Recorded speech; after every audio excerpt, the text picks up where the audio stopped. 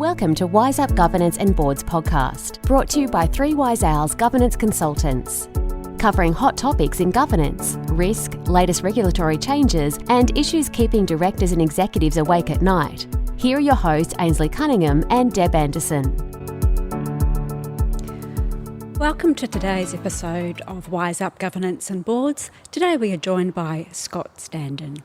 Scott is a founder and director of GRT Lawyers and the GRT Foundation, and he is a corporate lawyer. He leads a team of specialist legal professionals providing advice to organisations of all sizes, from middle market, large corporates and government-owned corporations.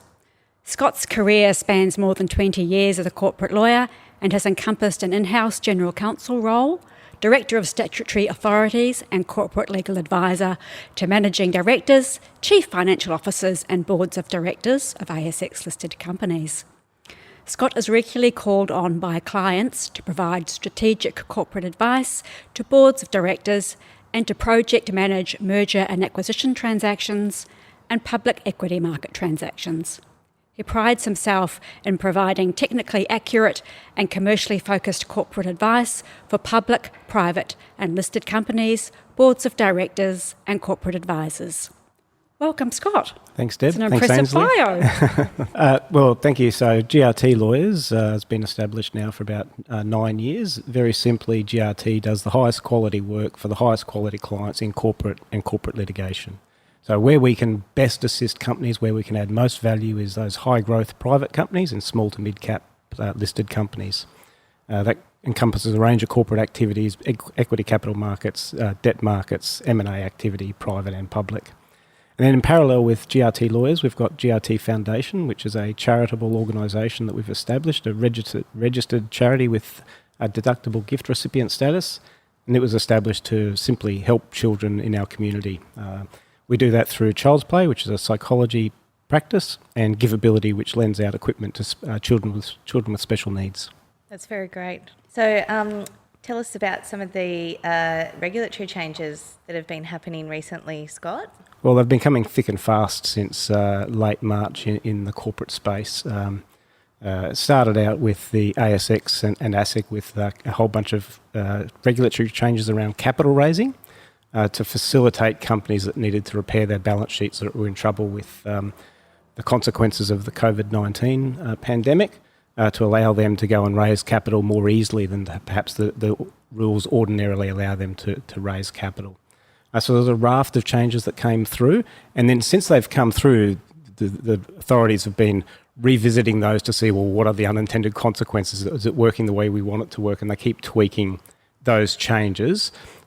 Fundamentally, they're still in place, but they've sort of required more disclosure and public information. So to give you some examples as to what's happened, ordinarily a listed company can only raise 15% of its capital in 1 year, subject to certain exceptions without shareholder approval. That was increased to 25% at the end of March. And you may have seen, if you've been following the press, there's been tens of billions of dollars of capital that's been raised in the last short little while since this outbreak occurred.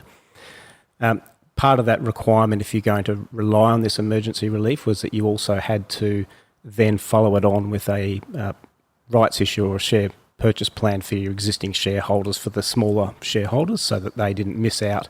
Because if you've paid any attention, these have been done at generally steep discounts to the current trading prices, and naturally they're steep discounts to what they were 6 months ago typically. So significant amounts of capital have been raised, which is also starting to raise questions in people that I'm talking to, the clients, about, well, what does that mean for other aspects of the economy in terms of capital raising? What if you're wanting to do an initial public offering? What if you're a smaller company that's listed on the ASX, when you can go and buy NAB shares and a $3 billion capital raising at prices that haven't been seen for a decade or more? What does that mean for capital for some companies perhaps don't have the same high profile? So those changes have come in, and then since they've come in, the ASX and ASIC have required companies to now be much more fulsome in their disclosure about how they've gone about the capital raising, who they've placed the shares with, what policies they had in place in terms of their allocations, because there was some questions around some of the raisings that occurred that perhaps were seen to be favouring different groups of shareholders or new shareholders. So a lot more transparency now has been brought into those listing rules.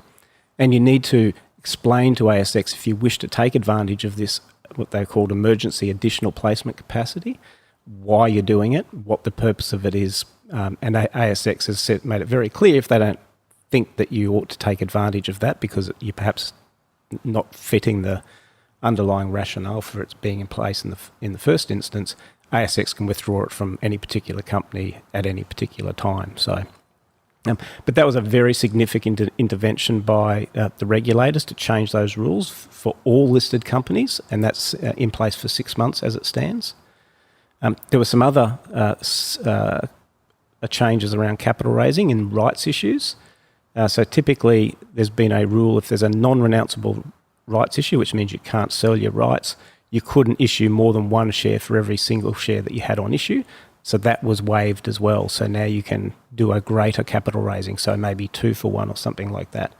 And so that's been brought in place. Again, you have to explain to ASX that that's what you're intending to do.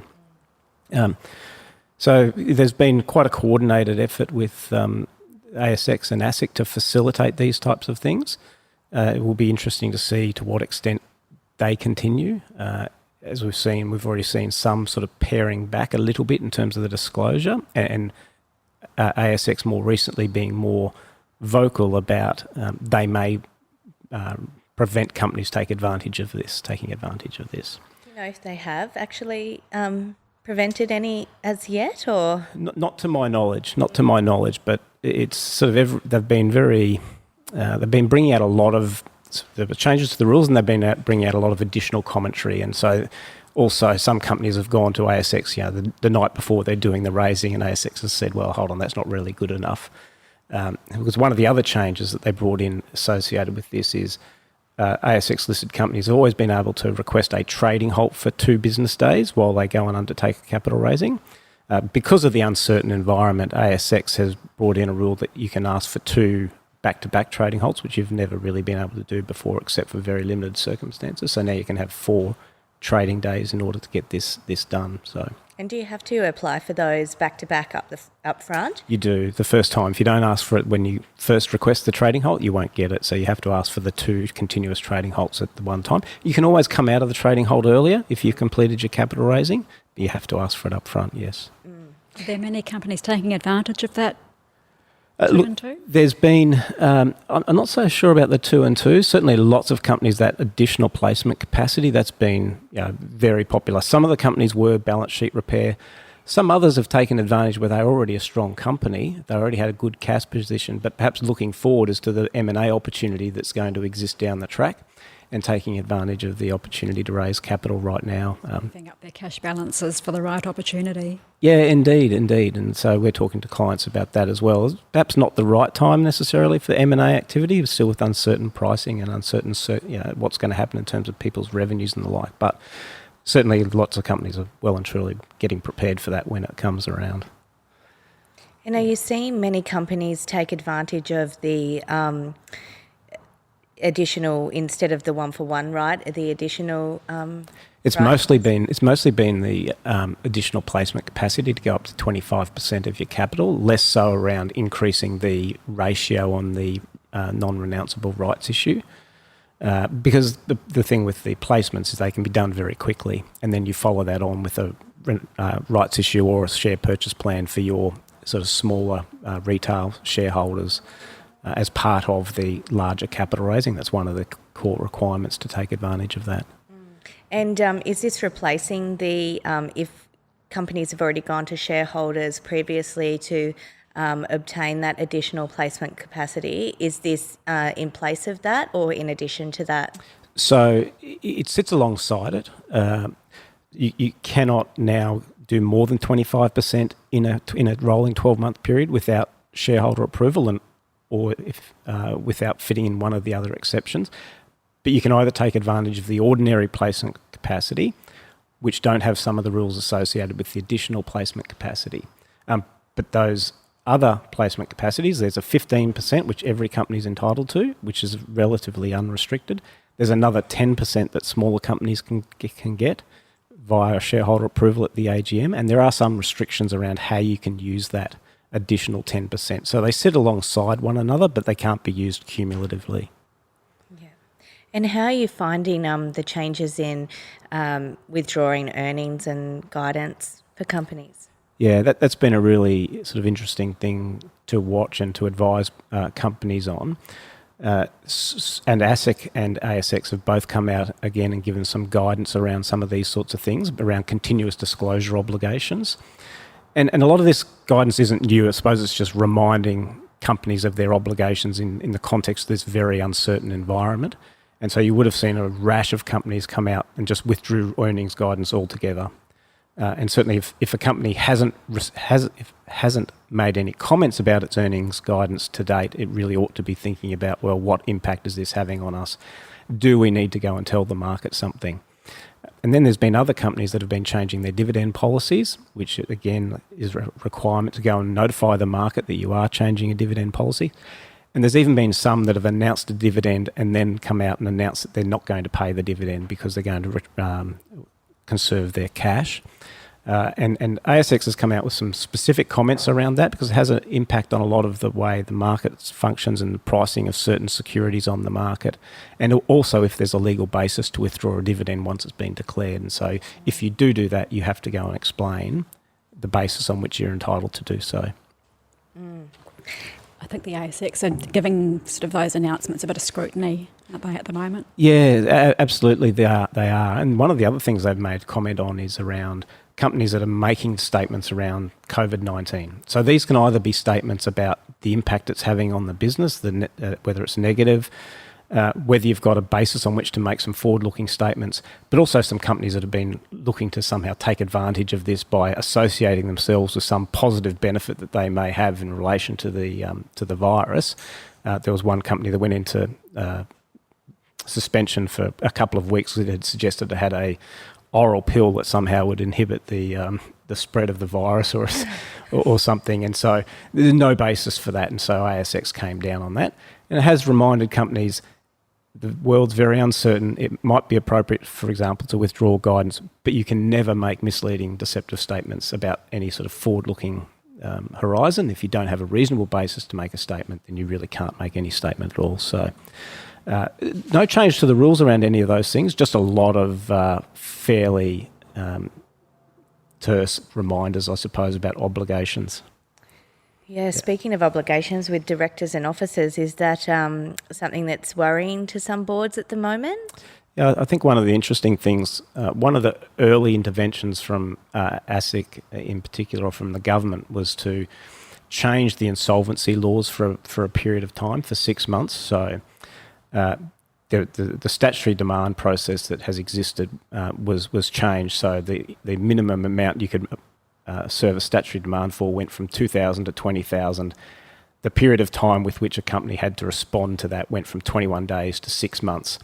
And directors' liability for personal liability for insolvent trading was essentially put on ice for 6 months. So it doesn't take away all of the obligations of a director. They still have obligations to exercise their powers in the appropriate manner, reasonable care and skill, etc., in the best interests of the company. But we're starting to have conversations with people about, well, what does this mean for your business? So companies may be getting past this point in time. They've benefited from tax deferrals and grants and all these other things. And if they're consuming that cash, what does it mean for you when some of these holiday periods, if you like, in terms of director liability, insolvent trading, what will that mean when they come off? How are you going to manage your credit risk associated with that sort of thing? And be aware of it, because there may be delayed response to a lot of this as well, I think. There's just been so much regulatory change, hasn't there? It's just, it's challenging just to keep up with it, because the Gold Coast posts move almost daily. Yeah, look, it's difficult to keep up with regulation at the best of times, but the government's been working overtime, it's no question, over the last couple of months. And this is just the corporate regulation, then there's the tax regulation, all the other things associated with what's been occurring there. So there's no question, as directors, you've been probably flooded with information, and really what some of the things are, now the information's out there now. Now it's really a case of what is it going to mean? What's it going to mean for the company? Think about these things deeply, and what's it going to mean going longer term? Not just the immediacy of the response in the first sort of month or two, but what does it mean when some of these regulations change, and are there delayed consequences from things such as the insolvent trading laws?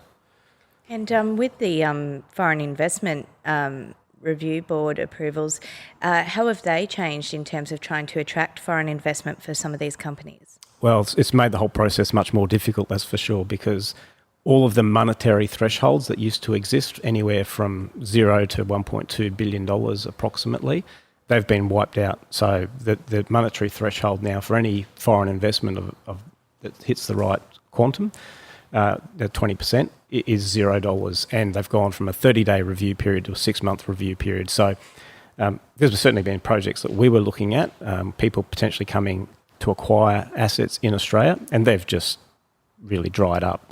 That whole time frame, the $0 threshold, but the 6 months in particular has made some of those transactions extremely difficult. The Foreign Investment Review Board has said they'll prioritise things that are in the national interest, but by reducing it to 0, they've just increased the number of transactions exponentially that will need Foreign Investment Review Board approval, and therefore the 6 months. But for those smaller transactions that perhaps don't justify the national interest test, it'll make some of those very difficult to get away. Really, they're just not going to happen in the near term. And how are your staff coping working from home? It's been a very interesting experience. I actually think they all seem to be doing very well. And probably like everybody, we've looked at ways, well, how do we manage that? How do we be sort of creative, innovative? And in many respects, I think we probably communicate more than we did in the office sometimes, in that we very deliberately do a video conference call every single morning now about where things are at. And they'll vary in length, but just having that face-to-face contact, even sometimes during the day, instead of just doing a telephone call, we'll do a video conference call just to maintain that face-to-face contact.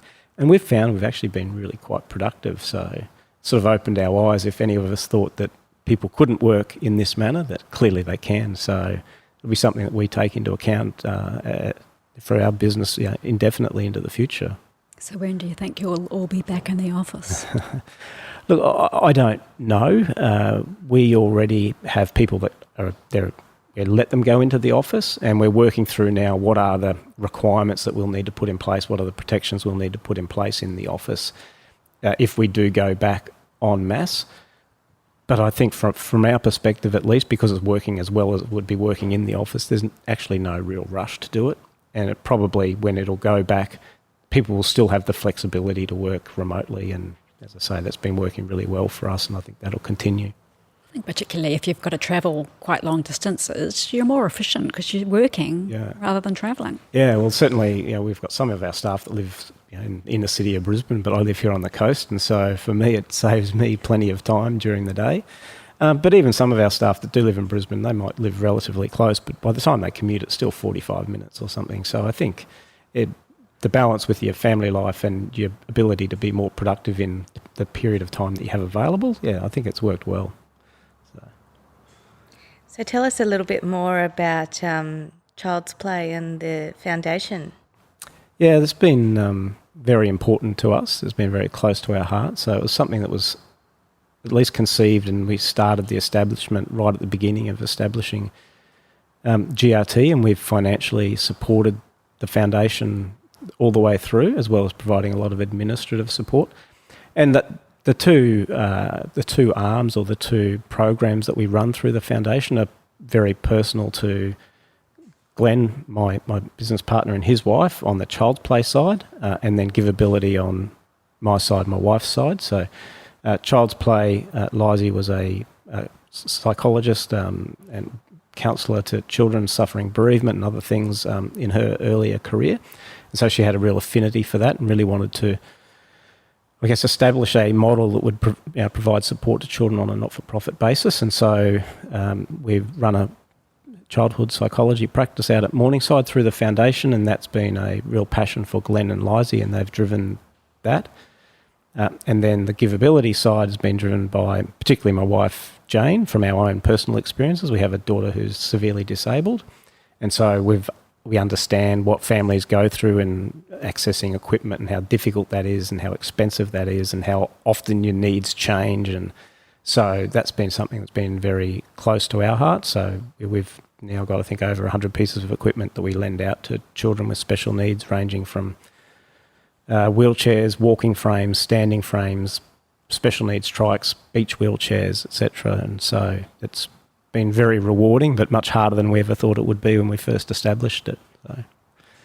Yeah, absolutely. There's a lot of red tape around running a not-for-profit and a foundation that can accept donations, and lots of loopholes with the not loopholes, but lots of hoops you have to jump through with the tax office, etc. Yeah, certainly around the establishment was something that took quite a lot of time. Was very difficult, and we had to bring in a board that had more than just us as the initial sort of founders and owners of GRT Lawyers. So we have a board that includes other people that have been able to add value to the operations of the foundation.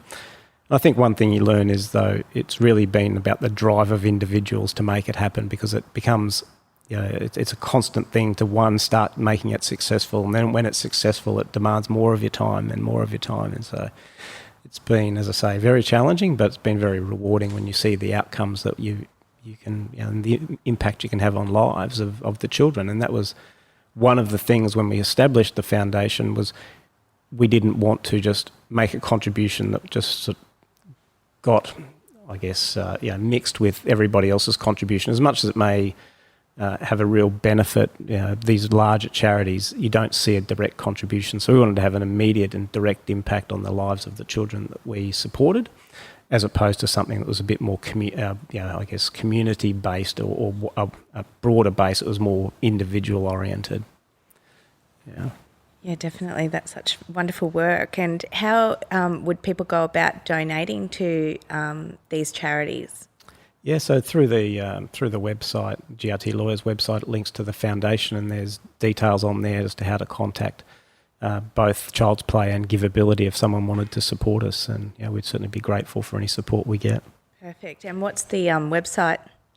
So grtlawyers.com.au, and the foundation website links off that. There's also a website for Giveability, giveability.com.au, and Child's Play, I think it's childsplayqueensland.com.au. Okay, fantastic. Yeah. Did you have anything else you want to cover, Scott? I'm just trying to recall what other changes there may have been. The only other one's probably AGMs. Yeah, the AGM's been interesting. Because of the distancing requirements and the limitations on gatherings and how companies can continue to hold their general meetings of shareholders, which are important functions of companies to allow them to continue to operate, whether they need special approvals or just the annual general meeting.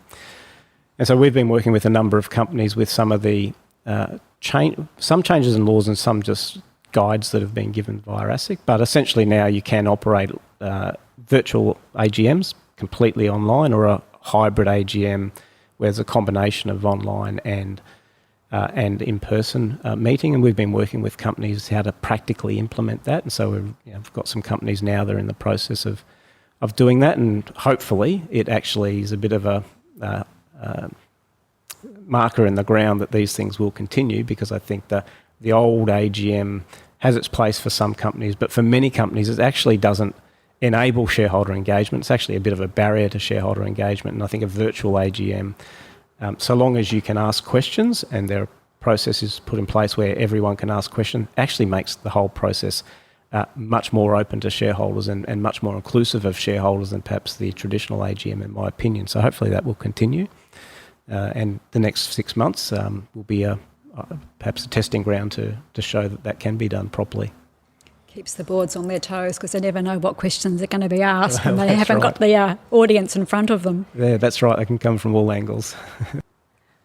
All right. Well, I think that's a wrap for today, Scott. Thank you so much for joining us on the show. And we look out for some more regulatory changes coming our way, hopefully. And thank you for joining us. Well, it's been my pleasure. Thank you for having me. There's certainly been a lot happening, and I think there'll be some level of it'll abate a bit now in terms of the changes, but the important things are now what are the longer term effects of some of these things and how a company's going to adapt in the longer term. So they're the sorts of things we're starting to turn our mind to as well. Thanks for your time, Scott. Thanks very much. Thank you. That's all for today. Until next time, happy podcasting. And remember, if you're enjoying the show, check out our other episodes and all things governance at www.3wiseowls.com.au.